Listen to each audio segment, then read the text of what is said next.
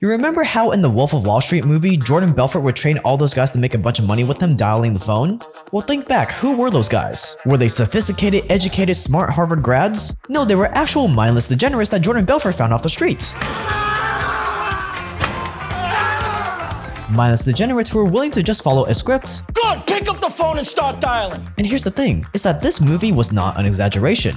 In fact, this is how it usually is in real life. Just take a listen to what the former president of the real Wolf of Wall Street had to say about it. But when I was working for Jordan, the cool thing is that we got a chance to fly around the country all throughout the year. We went from company to company and industry to industry. We got to really see, who are these top performers, who are these people making millions of dollars, whether they're the business owners themselves or they're the salespeople or any other individuals who really make a lot of money. And the crazy thing that I found is that all of the wealthiest people were the most mindless people. And the trick though is that they were mindless in the right way. And part of it is cool, anyone really can get rich. But I bet that a part of you was really annoyed by these types. And you should be annoyed. They're not smart, they're not educated, I'm clearly smarter than them. So why are they making so much more money than me?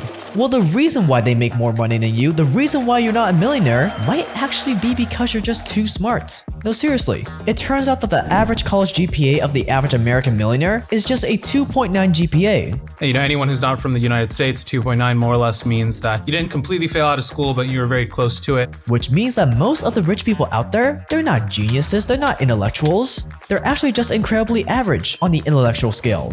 While the people who did go to a good school, who did get a fancy degree, who pride themselves in their education, 9 times out of 10, they always hit a plateau. That's definitely something that I've seen in real life. It's very rare to find someone who did really well in school actually make millions and millions of dollars consistently each year. Usually the people who did well in school tend to be stuck making 6 figures the rest of their life. I was super academically tracked my whole life, and I graduated from UCLA around the age of 19 with a degree in math. After going through that, I even went to law school and I got into other, Ivy League master's programs in science and technology. But I went through all of this just to realize that this is all kind of a big scam and a big lie. This is Arvid Ali, by the way. On top of being the former president of the real Wolf of Wall Street's companies, Jordan Belfort, he's also the advisor that celebrities, millionaires, and the ultra wealthy go to when they want to grow their net worth. He spent a ton of time with the people who actually made it into the 1%, so he knows what they're actually like behind closed doors. He's got his own YouTube channel that we'll link below. You should definitely subscribe if you like what he says in this video. And I wanted to ask him why. Why is it that quote-unquote dumb people end up making more money than quote-unquote smart people? And we're gonna expose it all in this video.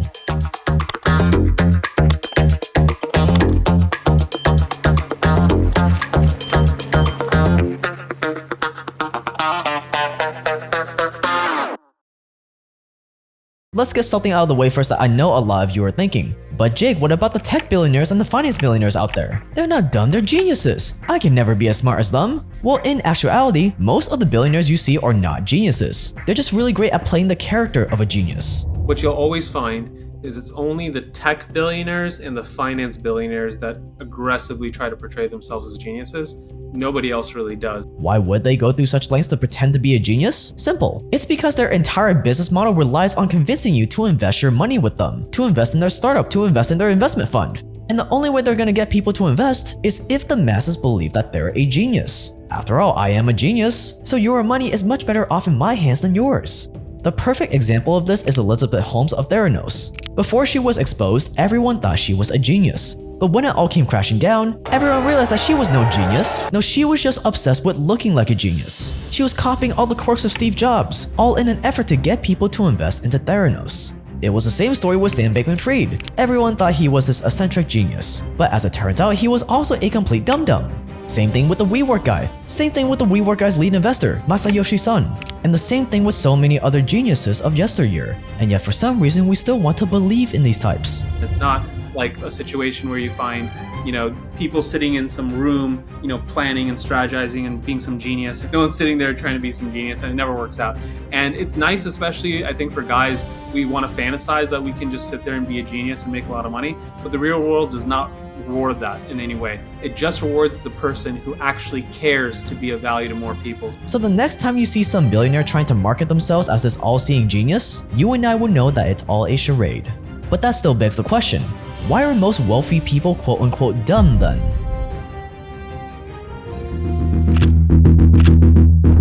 Barbara Corcoran was called the dumb kid all through high school. She was a straight D student who couldn't read or write thanks to her dyslexia. At 23 years old, she borrowed $1,000 from her boyfriend to start a real estate business. And today, she's worth more than $100 million. Mark Cuban only got through his college technology course because he cheated on his exams. And instead of going to some Ivy League business school, he picked Indiana University without ever seeing the campus, just because it was the cheapest option available. After college, he was fired or quit 3 straight jobs before finding something he was good at. Ironically, it turned out to be tech, the same subject he had to cheat in order to pass. And today, Mark Cuban is worth more than $6 billion. Barbara and Mark are 2 of the most well-known investors on Shark Tank. And if you look at the other sharks' backgrounds, you will find the same story. Almost all of them were average or pretty bad in school. And of those that actually made it to college, most ended up in some average school and they majored in something completely unrelated to business. As kids, society branded them as failures. They were the ones that were all called dumb at some point in their lives. And yet these people with their 2.9 GPAs make up the vast majority of the ultra-wealthy. Why? If you look at the people who can keep building and growing their business for the long term, not just for some 3-month stint where they thought of something crazy and it might work out initially, people who really build a business for the long term are simply the people who allow themselves to turn off their brains and, most importantly, turn off their ego and let their pride step to the side for a second, and are willing to do the unsexy process of knocking on doors, of the unsexy process of making phone calls, doing cold emails, being of genuine service to people, and not trying to figure out a scheme. It's really about how many people can you actually be of service to. And even if, for example, if you have a restaurant, you can get really busy with one restaurant and have some number of customers, but the person who makes a lot of money is just the guy or girl who decides to keep opening up more restaurants and goes through that process of improving herself or improving himself to actually be able to keep servicing more and more customers. And that's this really, really simple answer to it. It does not require some genius plan and some genius sort of scheme. For example, let's say you were one of these kids that society branded as dumb, and you decide to start your own business. You create your products, and now you have to go knocking door to door to try to sell it. And right from the start, you get a lot of negative reactions. People ignoring you, slamming the door in your face, that kind of thing. But since you're mindless in the right way, since you don't have an ego and are like, I'm too smart for this, you just keep knocking, you just keep picking up the phone. Maybe it takes 100 or even 200 doors, maybe it takes 100 or even 200 phone calls, but just by the sheer law of numbers, eventually someone is gonna buy. And once you get that first sale, then you just keep mindlessly repeating that and improving it, and then that one sale turns into 2, then 100, then 10,000. Since you had no ego, you probably asked for help and found the right teacher along the way, and with that right teacher, you just kept mindlessly listening to them. You didn't try to reinvent the wheel. So those 10,000 sales eventually turned into 1,000,000 sales, and then boom.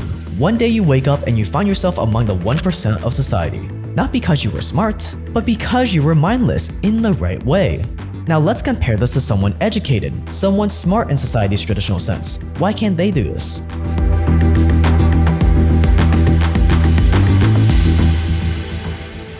Let's say you take a straight A student that graduated from a top university, they started business and now it's time for them to go door to door trying to sell it. Well, this guy has probably spent his entire life hearing how smart he is, how people expect great things out of him. And due to his 4 to 8 years of conditioning, education in university, he's been taught that as long as he follows the rules, he will get rewarded. As long as he memorizes the thing and fills in the correct bubble, he will pass. So what do you think is going to happen the moment that he knocks on a door and gets rejected? Do you think he's just going to mindlessly continue? No, I did the thing and it didn't work. When I do the thing I'm taught in school, it always works. So this is a sham, I quit. And so he quits. He quits doing the one thing that would have guaranteed him making a lot of money. And it's not his fault that he's like this, it's the education system's fault. Yeah, the most important thing is school does not reward you for actually giving value to anybody. You see what I'm saying? So it has no correlation to making money. The only thing that determines how much money you make is how much value you can provide to other people's lives, either through the products you create or through the services you provide. And at what point did you ever do that in school? Everything that you learned in school is nonsense, in my opinion. Once you get very sort of advanced level with anything related to math or science, you start to quickly realize that everything that was taught was distilled in such a way where it can't possibly even make that much sense for the average person. But it's more so testing your ability to memorize things in a certain way, memorize techniques in a certain way, and show that you are a good sort of worker in the factory, as they say. And that is, as most people know now, that is what school was designed to do, especially during the Industrial Revolution. It was just simply designed to create good factory workers at the end of the day. So there's nothing about school that in any way correlates to your ability to make money, because again, you're not actually adding any real value to people. There might be a counter argument to this, which is, oh, school teaches you skills and knowledge so then you can provide value to people. That's almost never the case. Like, even if you go through K through 12, even if you go through undergrad, and even if you go through med school and law school, there's very little that you learn in any of these environments that you actually apply into the real world. And anyone who's in a very, very advanced level lawyer or advanced level doctor, they'll tell you this, privately, is that everything that they learned, even in med school or in law school, it almost never applied to the real world. So it's only through your actual experience in directly helping people and getting better at helping people that you can actually make a lot of money.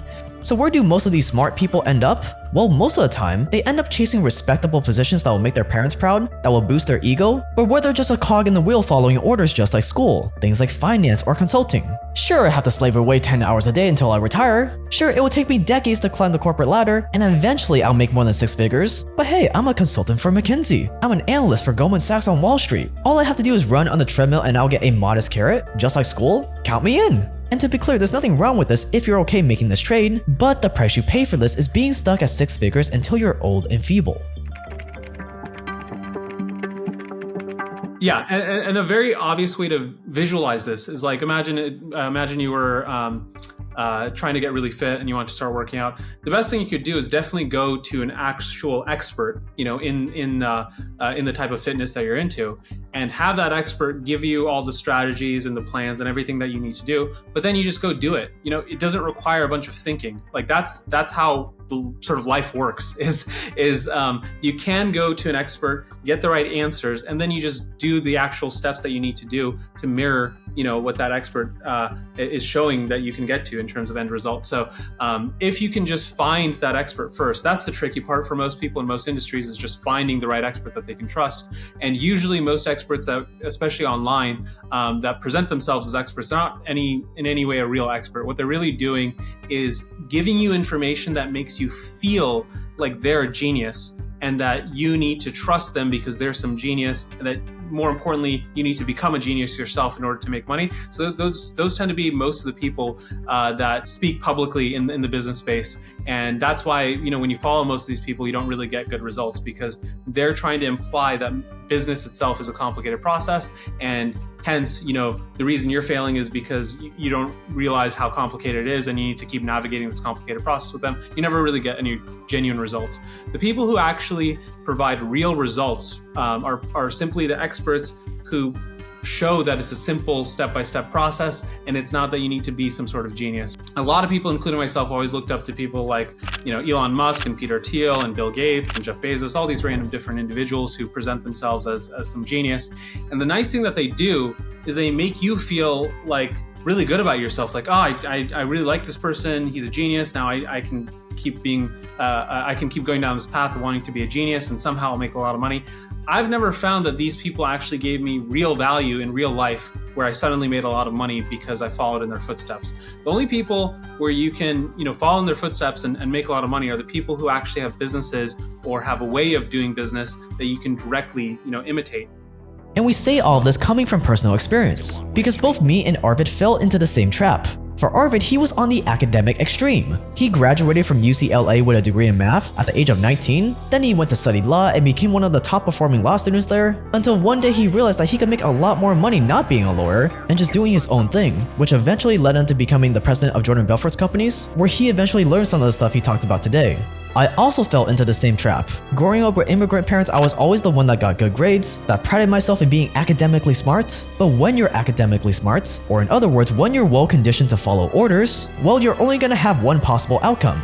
You get a safe job, and you cap your potential for life, just like school intended you to. So that's what I did. I got a safe job that was respectable, that my immigrant parents were proud of, but that safe job also guaranteed that I would never be able to make more than low 6 figures. Maybe I would eventually make $150,000 a year, maybe $200K if I'm lucky, but anything higher than that would have literally been impossible. 0% probability. It was only after that I got sick of that job that I finally decided to put aside my ego, to stop worrying about what my parents thought, and I found that one thing that I could just mindlessly repeat. That was when everything changed for me. And this was all because I learned how to be mindless in the right way. And I say all of this not to brag, but to show you that if you're not society's definition of smart, consider yourself lucky. because you do not want to be. Or if you have fallen into this trap as well, just like me and Arvin, it's never too late to opt out of the system.